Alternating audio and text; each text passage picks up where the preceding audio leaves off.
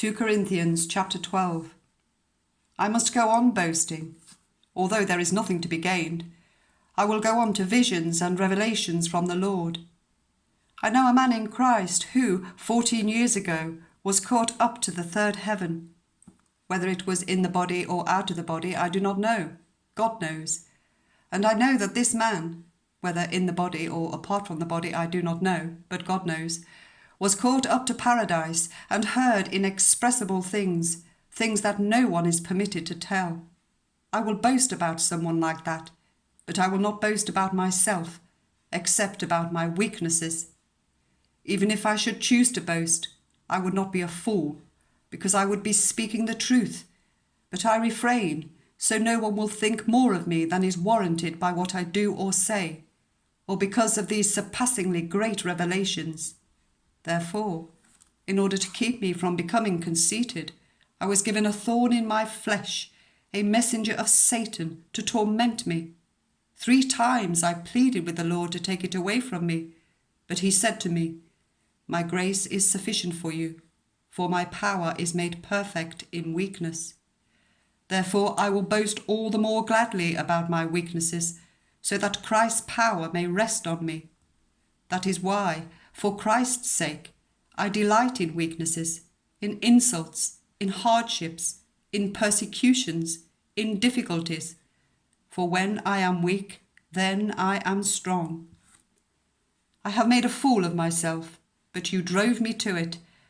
I ought to have been commended by you, for I am not in the least inferior to the super apostles, even though I am nothing. I persevered in demonstrating among you the marks of a true apostle, including signs, wonders, and miracles. How were you inferior to the other churches, except that I was never a burden to you? Forgive me this wrong. Now I am ready to visit you for the 3rd time, and I will not be a burden to you, because what I want is not your possessions, but you. After all, children should not have to save up for their parents, but parents for their children.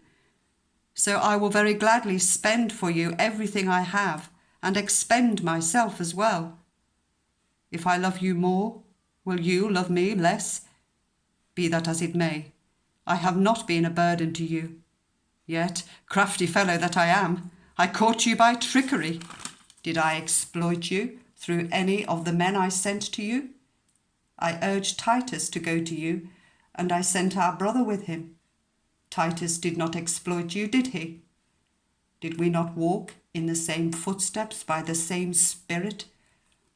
Have you been thinking all along that we have been defending ourselves to you? We have been speaking in the sight of God as those in Christ, and everything we do, dear friends, is for your strengthening.